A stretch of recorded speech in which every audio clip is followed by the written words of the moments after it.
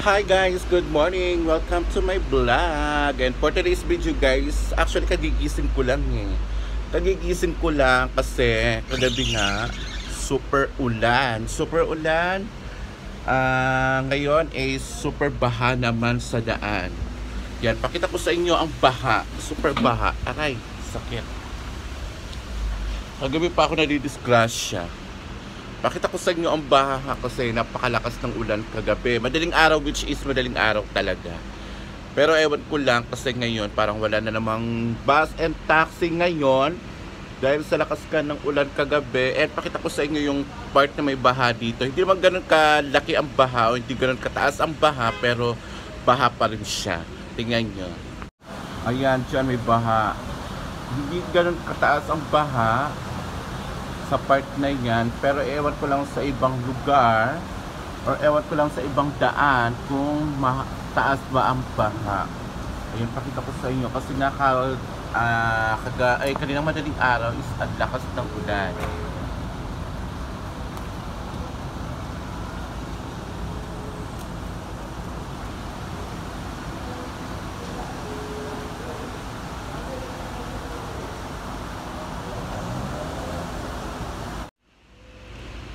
Ayan, actually kahapon pa umuulan, and tapos nag-announce kahapon na uulan ng madaling araw hanggang ngayon, pero hindi natin alam, baka magpatuloy pa mamaya ang ulan. So mag-prepare tayo ng payong and jacket para naman in case of emergency na pagpunta natin ng work or pagpunta natin ay pauwi natin ng work is meron tayong payong and jacket. And kagabi, Diyos ko, pagdating ko galing work, nagluto ako, nagluto ako ng talong, ng tortang talong actually, and then natalsikan ako ng mantika. Ito ang resulta ng hinabol ako ng mantika. Ayan, dahil sa naputol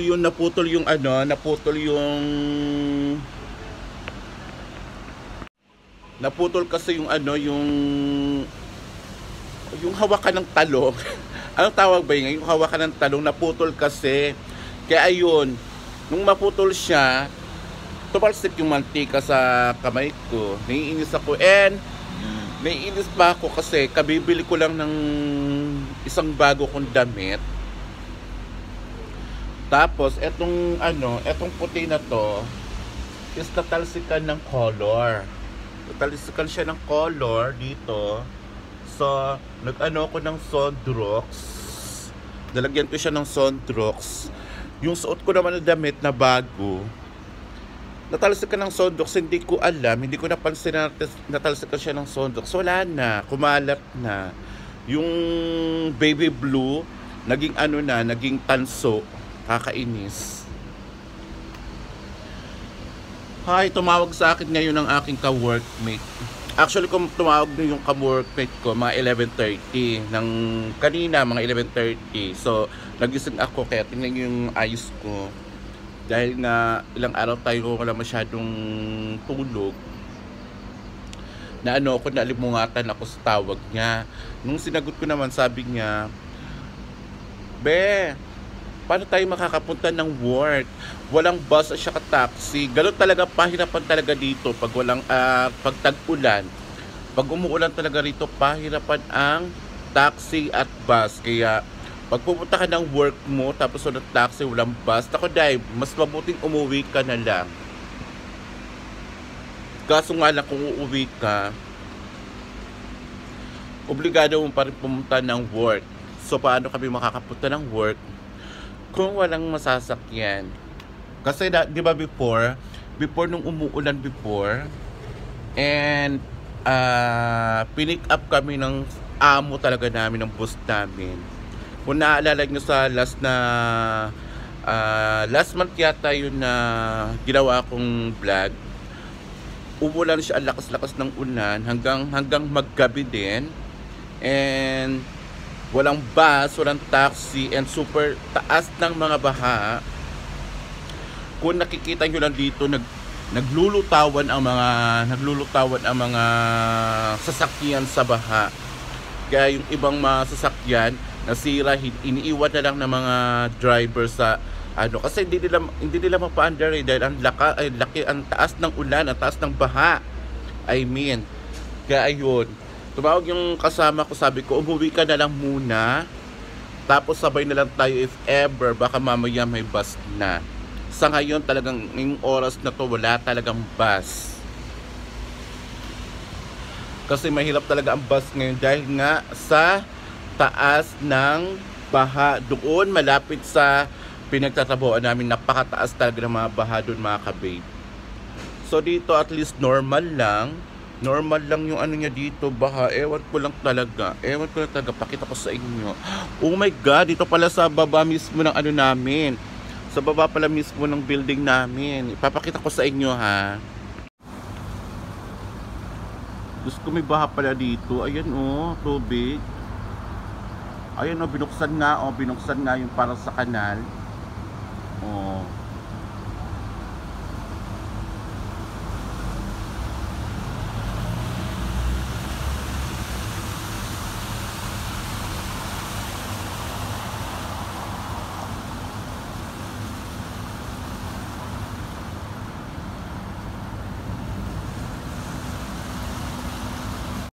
May baha din pala dito sa baba ng ano, building. Ang problema nito, pag bumaba kami, paano kami makakadaan kung nakapagsapatos kami? Kakaloka. Buti na lang di pa ako ano. Mamaya na nga ako aalis, mamaya na ako maliligo kasi Diyos ko, alam ko talagang ano, mababasa talaga yung sapatos ko. Like before talaga nabasa yung sapatos ko. Pagdating ko talaga dun sa salon namin, hinubad ko. Ibinabad ko muna sa tubig para hindi siya matuyuan ng baha yung sapatos ko. And then that time, nagbaon din ako ng slippers ko. Para pagdating nung dumating ako sa salon, nag-slippers ako, tapos binabad ko yung sapatos ko sa ano namin, doon sa salon. Na meron naman kami doon parang timba. And then, after ng 1 hour ng pagbabad ko sa kanya, pinatuyo ko siya ng blow dry.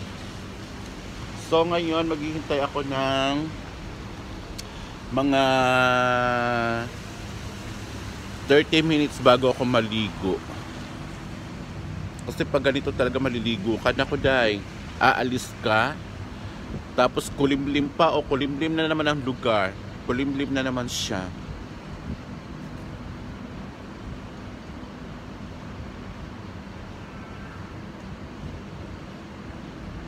Kulimlim na naman, kulimlim. So pinig ko uulan na naman siya maya maya.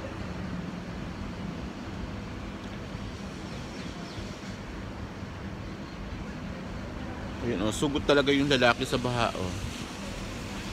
Kaya kailangan mag-slippers muna ako papunta ng salon. Kasi naman magsapatos ka, no? Tapos ano, mababahaan lang yung paa mo sa ano, mababasa lang yung sapatos mo dyan dahil sa baha. So mag-ano ka na lang muna, chinelas ko na lang muna, para at least pagdating mo ng salon, doon ka na magsasapatos. Doon lang ako magsasapatos pagdating ko sa salon. Magchichinelas muna ako papuntang salon. Tapos maghuhugas lang muna ako ng paa doon, diba? Ay, masama ang panahon. Pag ganitong masama ang panahon, wala ring customer. Magtatumbling-tumbling lang kami doon, for sure. Ay, ang pinakamalala nito, day, maglilinis lang kami ng salon. For sure, nagbaha na naman doon.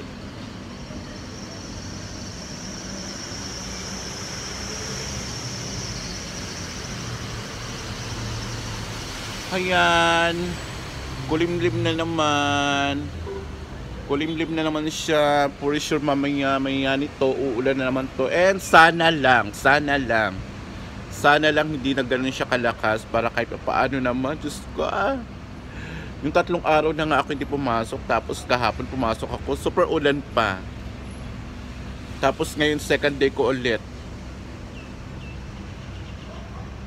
Actually day off ko ngayon. Day off ko ngayon Tuesday. Day off ko ngayon kaso lang. Dahil nga 3 araw ako hindi pumasok. So hindi na ako nag-day off ngayon. Dahil sayang rin naman ang kikitain ko or magiging sales ko today. Ang tanong, may sales ba ngayon? Maulan nga. Pag ganitong talagang tag-ulan, yung customer namin pa isa-isa lang, 2 lang, ganyan. Bihira na lang may 2 kung ganitong klase ng tema ng panahon.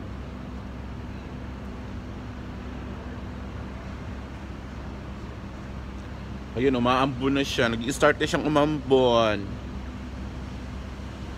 Nag-i-start ng umambon mga kabe. So, paano na to? Nababasa na yung cellphone ko. Paano na to? Nag-uumpisa ng umambon.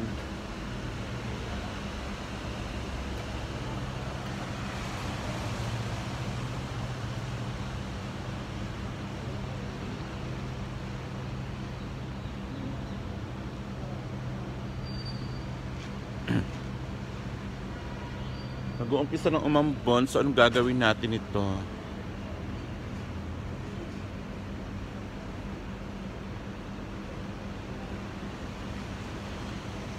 Hay nako, hindi ko alam tuloy kung papasok ba ako o hindi. Pero parang papasok na lang ako. Lakas na ng ulan. Yan na, umuulan na.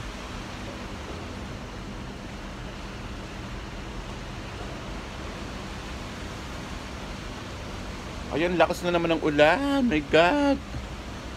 Paano tayo makakagalaw? Sabi na tayo kasi lakas na ng ulan. Muulan na naman. Ang lakas na namang ulan mga ka-babe. So, good luck kung makakapasok ba ako nito. And tatawagan ko muna yung kasama ko na tumawag kanina sa akin para ma-update ko siya kung ano yung magiging kalagayan namin for today's going to work namin. So, dito na po siguro magtatapos ang aking vlog guys. Thank you so much and see you po sa mga manonood. And sa mga nanonood po, salamat po. And please don't forget to like, comment, and share. And para po updated kayo sa aking mga pinopost na videos. And most especially po, don't forget to click the bell button para updated lagi kayo sa lahat ng aking mga pinopost na video. And thank you guys. See you on my next vlog. Bye! Bye!